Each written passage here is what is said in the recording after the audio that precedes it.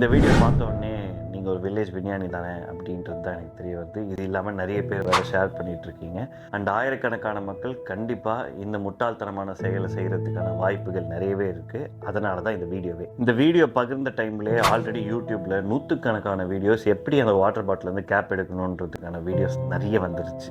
ஒருத்தர் ஏமாத்தணும்னு நினச்சிட்டா இந்த வாட்டர் பாட்டிலுக்குள்ள கேப்பை போட்டுறதுலாம் ஒரு பெரிய சேலஞ்சாக எனக்கு தெரியாது. ஈஸியாக டூத் பிக்கர் வச்சே வெளியே எடுத்து திருப்பி ரீஃபில் பண்ணிட்டு போயிட்டே இருப்பான். ஒரு அதிகாரி மக்கள்கிட்ட இந்த விஷயங்கள்லாம் சொல்லலாமா? கிரவுண்ட் ரியாலிட்டி என்ன, டெக்னிக்கலி எப்படி இருக்குது, இதோடைய பிரச்சனைகள் என்ன, எதுவுமே யோசிக்காமல் ஏதோ வாய்க்கு வந்தது கைக்கு வந்ததெல்லாம் எழுதி போட்ட மாதிரி எனக்கு எதோ இந்த ஓவரால் சீன் தெரியுது. இதோடைய ஆரம்ப கட்டம் எங்கன்றதை ஐடென்டிஃபை பண்ணி சொல்கிறது தான் ஒரு அதிகாரிக்கான லட்சணம். நாட் லைக் திஸ் கேப்பெட் உள்ள போகுது. No, not fair. இன்கேஸ் நீங்கள் வாட்டர் பாட்டில் வாங்கிட்டீங்கன்னா சொல்யூஷன் நம்பர் 1, எல்லாத்த விட ரீசைக்கிளிங் இண்டஸ்ட்ரியில் இந்த கேப்பை இதுக்குள்ளே போடுற மூலிமா மிகப்பெரிய பிரச்சனையை உருவாக்குது. காரணம், இது HDPE மெட்டீரியல், இது பெட் மெட்டீரியல், ரெண்டுமே வேறு எலிமெண்ட். இதோட ரீசைக்கிள் வேல்யூ சே 30 ரூபாய், இதோட ரீசைக்கிள் வேல்யூ சே 15 ரூபாய். இன்றைக்கும் கையளவில் எடுத்து தனித்தனியாக செக்ரிகேட் பண்ணிட்டு தான் இருக்காங்க. இப்படி நம்ம உள்ள போடுற மூலியமா கண்டிப்பா யோசிச்சு பாருங்க, செக்ரிகேட் பண்ண முடியாதுல்ல. ஸோ அப்படி இருக்கும்போது நீங்க யூஸ் பண்ண பாட்டில ஒரு பின்னை வச்சு 4 ஓட்டை போட்டாலே போதும், அந்த பாட்டிலை யாராலையும் உபயோகப்படுத்த முடியாது.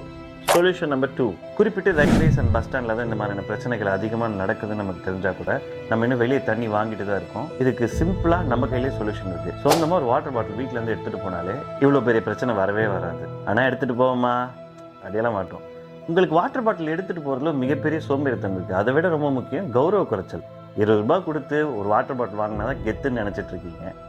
உங்ககிட்ட என்ன சொல்ல முடியும்? அதை விட இன்னொருத்தர், bro this is hygienic bro, இதான் ப்ரோ சுத்தமான தண்ணி அப்படின்னு சொல்லிட்டு, வேணாம் குமார், நான் அதை பற்றி பேச விரும்பலை. நம்ம குடிக்கிற தண்ணி வெயிலே வைக்கக்கூடாது. அதுலேயும் பின்னாடி தெளிவாக போட்டிருப்பாங்க இந்த வாட்டர் பாட்டிலுக்கெல்லாம் ஒரு வேலிடிட்டி இருக்குது. எல்லாம் படிக்கிறீங்களான்னு தெரியல. யார் நீங்கள் குறை சொல்கிற அதே ரயில்வே டிபார்ட்மெண்ட் தான் இன்றைக்கும் உங்களுக்கு 1 ரூபாயிலேருந்து 5 ரூபாய்க்குள்ளே நல்ல சுத்தமான தண்ணீரை கொடுத்துட்ருக்காங்க. நீங்கள் சொந்தமாக வாட்டர் பாட்டில் எடுத்துகிட்டு போகிறது மூலிமா நீங்கள் ரீஃபில் பண்ணலாம். இன்னும் நிறைய ஸ்டேஷன்ஸ்லேயும் இதை இம்ப்ளிமெண்ட் பண்ணியிருக்காங்க. ஸோ ரீஃபில் பண்ணுறதுல மிகப்பெரிய லாபமும் இருக்குது. தண்ணி பாட்டில் வாங்குறதை விட தண்ணி பாட்டில் எடுத்துகிட்டு போகிறது தான் தீர்வு.